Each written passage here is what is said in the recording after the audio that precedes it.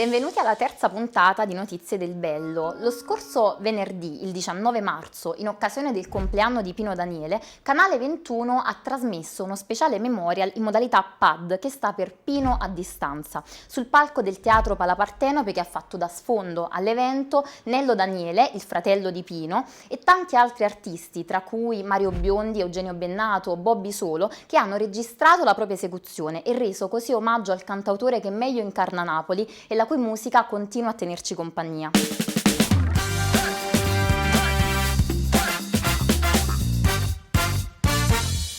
Dalla musica passiamo al teatro. Il Napoli Teatro Festival Italia giunge quest'anno alla sua 14ª edizione, ma con un nuovo nome, Campania Teatro Festival 21. Con il cambiamento del nome si vuole sottolineare l'impegno profuso dalla Regione Campania nell'organizzazione di questa rassegna multidisciplinare che avrà sede principalmente nel Real Bosco di Capodimonte. Sono già stati annunciati ben 159 eventi per un mese di programmazione, dal 12 giugno all'11 luglio, mentre a settembre toccherà la sezione danza e internazionale. Insomma, non ci resta che aspettare l'arrivo dell'estate per goderci all'aperto e in sicurezza gli eventi in programma.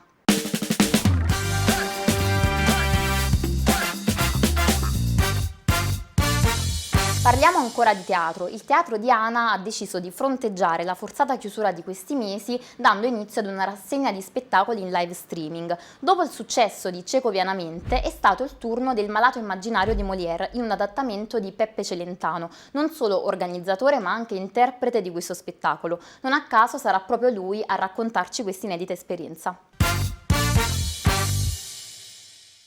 Il Teatro Diana ha pensato di realizzare due produzioni, una è andata il mese scorso ed era Cecovianamente, testo di Chekhov riadattato e tradotto in napoletano da una giovane compagnia, e poi ha prodotto quest'altro spettacolo che è il nostro, che è Il Malato immaginario. Il problema principale è quello di cercare di far rivivere, se non altro anche se in remoto, il teatro, perché si sentiva la necessità di creare i presupposti per un avvio di questa attività che soffre ormai da più di un e che si cerca di rimettere in moto. Sappiamo benissimo che il teatro vero, quello vivo, è con il pubblico. Senza pubblico si ha difficoltà, sia gli attori che tutto, anche da un punto di vista economico.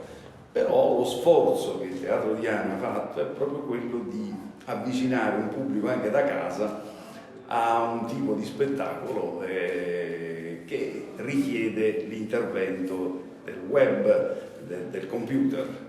Non solo il Teatro Diana ha realizzato questo tipo di lavori, sappiamo di altri teatri come il Bellini, come il San Lazzaro o altri teatri che cercano proprio con lo streaming di riavviare per sentirsi almeno vivi in una condizione dove praticamente tutto si era fermato. Io ne approfitto proprio, ho avuto sentore proprio stamattina, un passante, io stavo fermo qui, mi aspettavo, e un passante si è fermato sulla locandina, si è soffermato e mi chiedeva delle spiegazioni, e questo già mi rincuora, perché questo è positivo, perché la gente ha il bisogno proprio di ritornare al teatro, alla cultura e tutto il resto, ne abbiamo parlato tantissimo. Quindi ci si muove in questo senso, sempre fermo restando che il teatro dal vivo è quello non deve morire. A nome mio e della compagnia vi ringraziamo e speriamo in un presto ritorno sul palcoscenico dal vivo.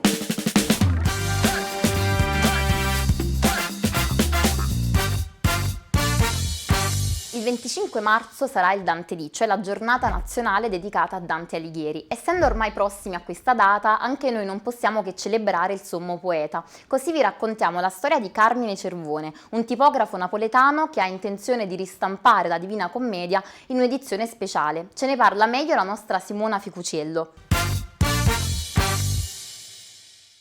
Tra qualche giorno si celebrerà il Dante Dì, il 700° anniversario dalla morte di Dante Alighieri. Sarà una giornata ricca di eventi, progetti, iniziative e una di queste partirà proprio da Napoli, dall'Anticaglia, a pochi passi dall'anfiteatro dove si racconta si sia esibito lo stesso Nerone.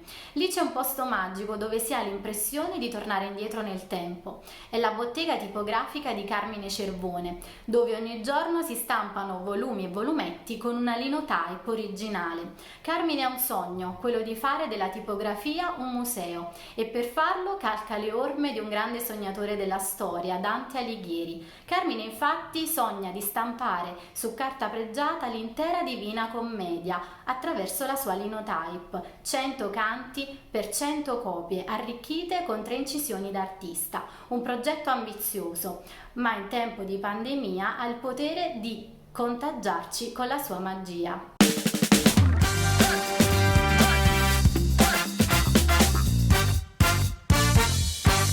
Siamo arrivati alla fine del nostro appuntamento settimanale e, come nella scorsa puntata, chiudiamo in bellezza con un altro tesoro napoletano. Noi ci vediamo lunedì prossimo.